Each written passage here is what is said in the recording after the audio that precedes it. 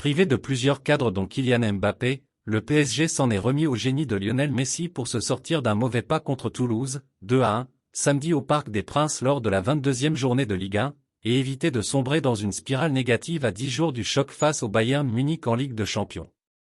Christophe Galtier avait prévenu dès vendredi qu'en l'absence du prodige de Bondy, indisponible 3 semaines après une blessure contractée à Montpellier mercredi, 3-1, les clés du jeu seraient confiées à la Pulga argentine.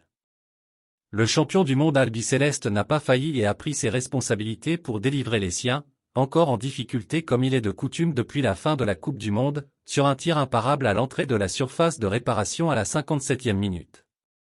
Alors que le PSG était dans le dur avec l'ouverture du score sur coup franc de Branco van den Boomen à la 20e minute, auquel avait répondu une frappe splendide d'Achraf Hakimi à la 38e minute, Messi a libéré les Parisiens et ramené un peu de calme avant 3 rencontres de tous les dangers, mercredi à Marseille en Coupe de France, le 11 février à Monaco en championnat, et bien sur la réception tant attendue de l'ogre bavarois en 8e de finale aller de C1, le 14 février.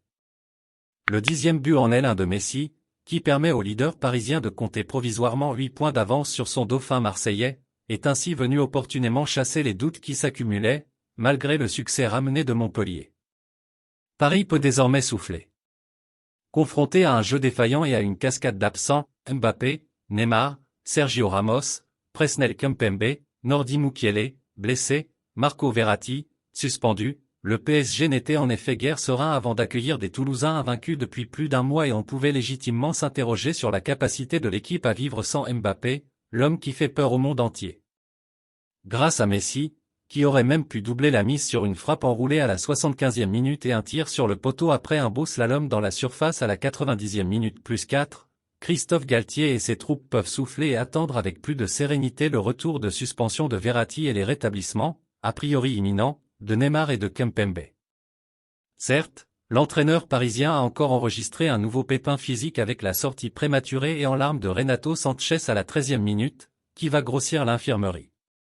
Mais le milieu portugais, recrue très décevante de l'été dernier au physique de cristal, n'avait quasiment aucune chance d'être titularisé contre le Bayern. Il enlève aux Parisiens une option dans la rotation au moment où les matchs s'enchaînent tous les 3 jours, mais difficile de parler de coup dur.